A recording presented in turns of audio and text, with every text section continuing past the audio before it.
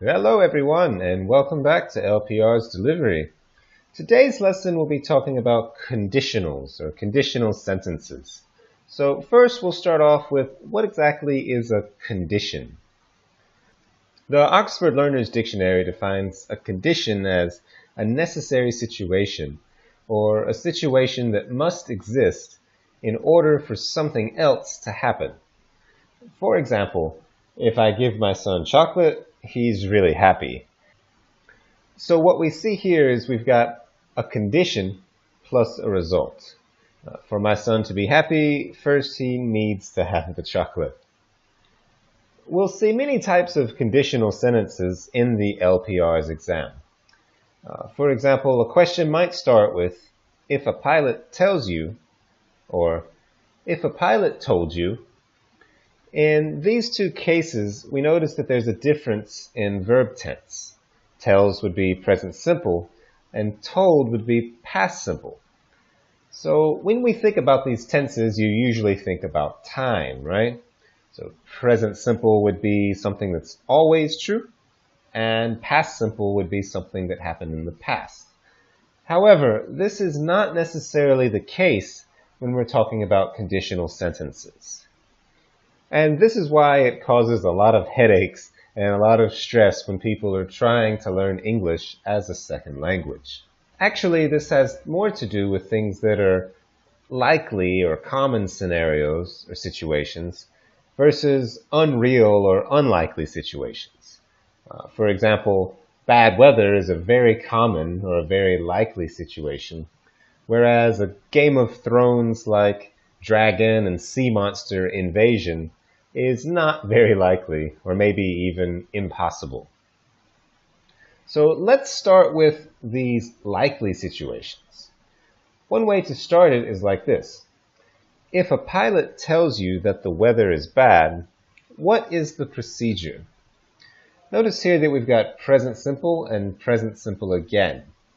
This we call the zero conditional. And this makes sense because present simple we use for things that are generally true. So when we have two present simple verbs, this is the zero conditional. And it's for situations that are generally true and scientific facts.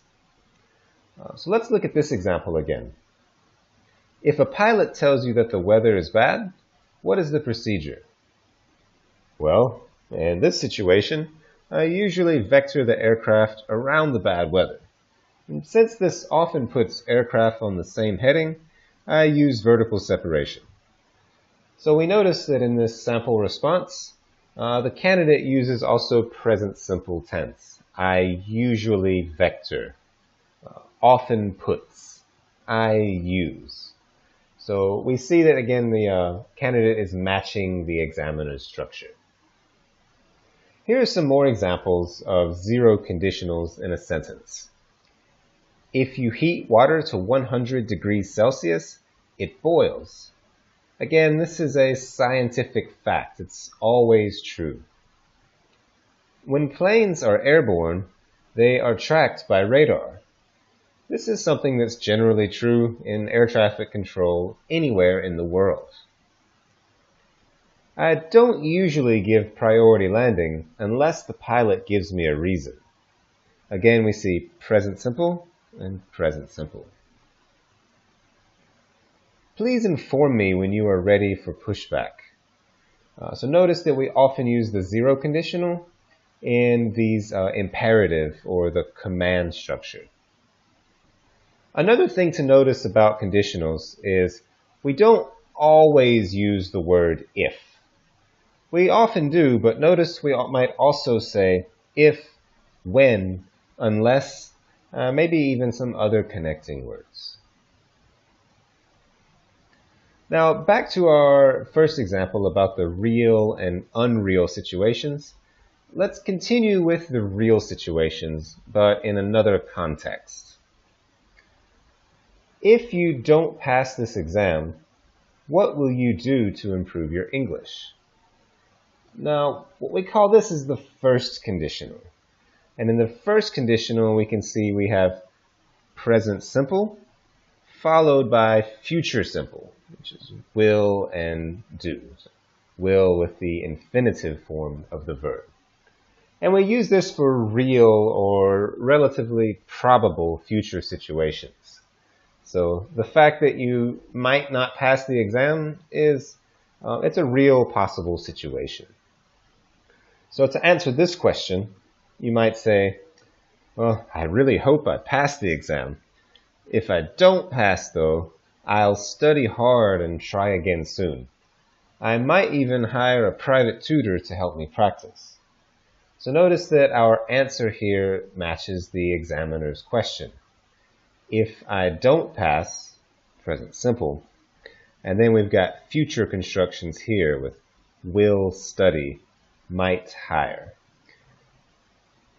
Notice here that we don't have to say will study, will hire. We have some flexibility. We can say might hire, or could hire, or may hire, or some other possible modal verbs.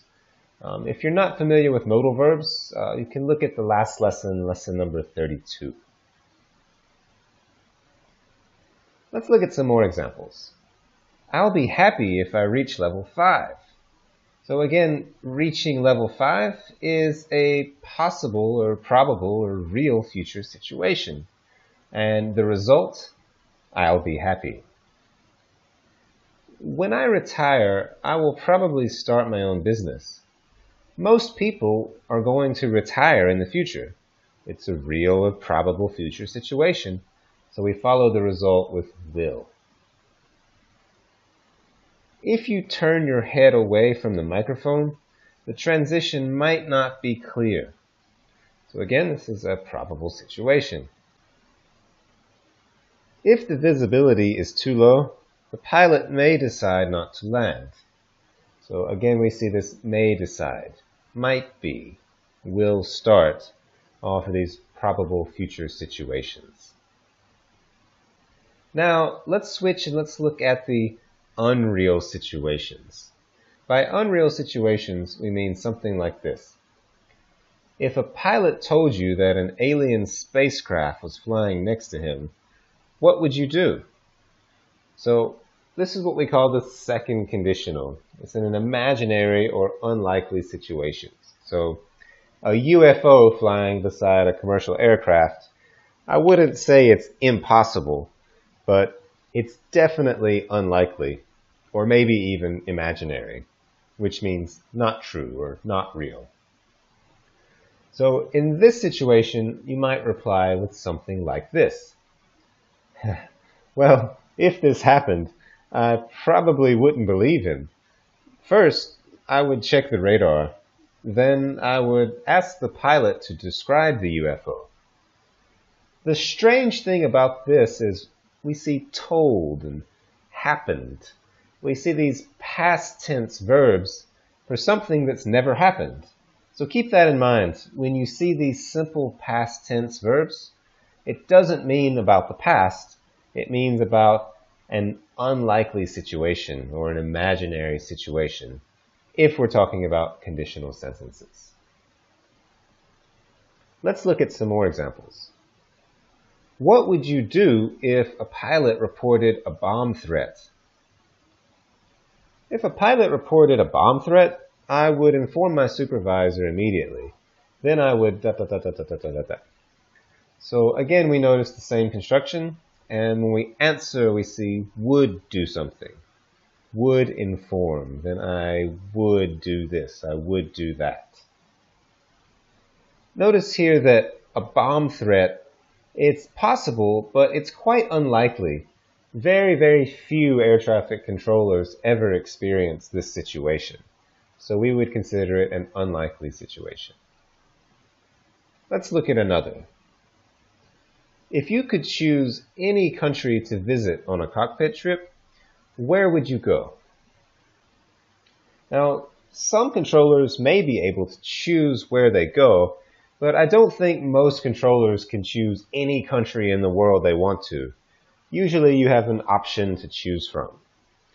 So in this situation, it's quite unlikely that this would happen, which is why we ask with past tense and would go. So a possible answer would be, I've always wanted to visit Iceland. I've heard it's so beautiful. So if I had the chance to choose, I would go there.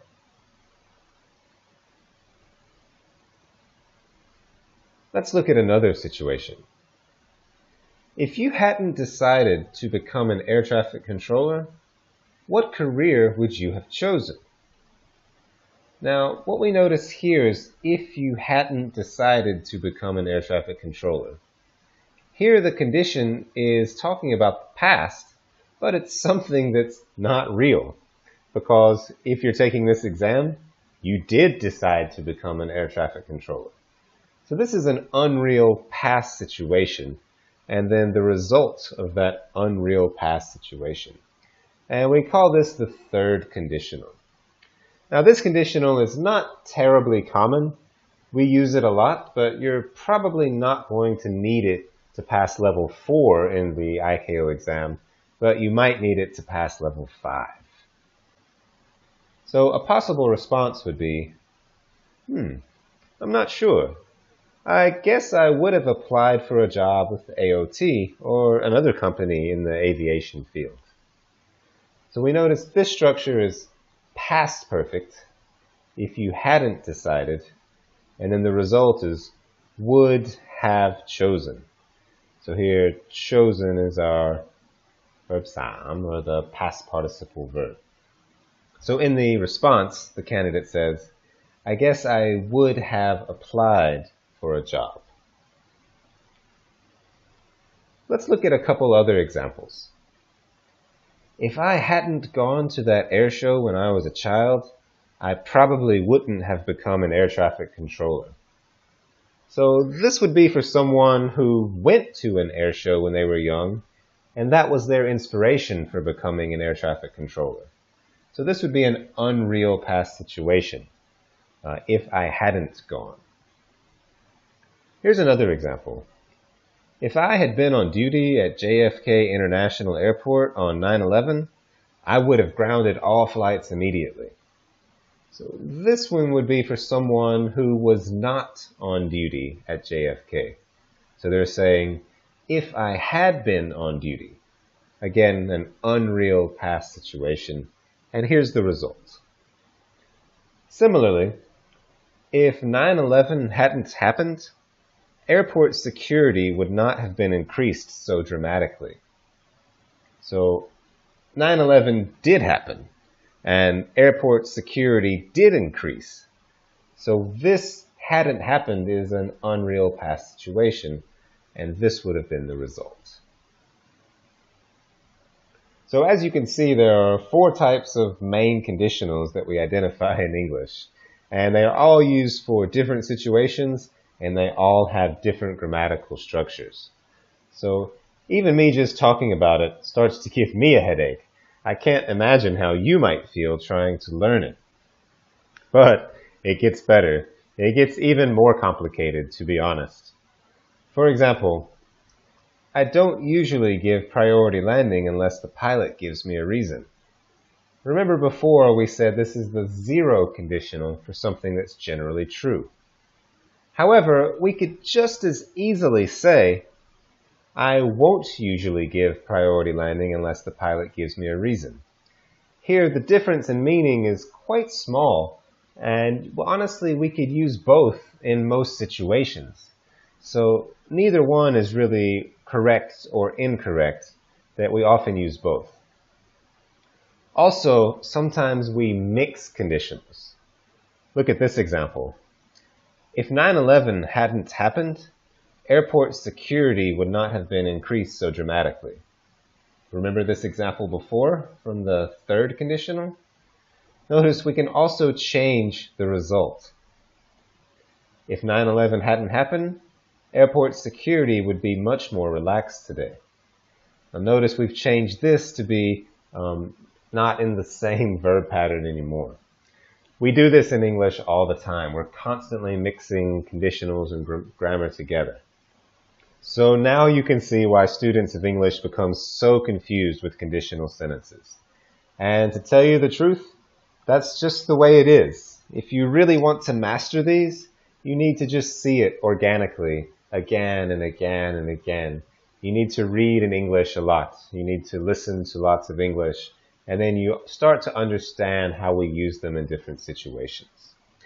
So what can you do for the exam then? How can you tackle this really confusing situation? I'll give you one good tip to remember. Follow the examiner's structure. Pay close attention to the question, listen for the part that's asking the actual question, and then just match the verb pattern.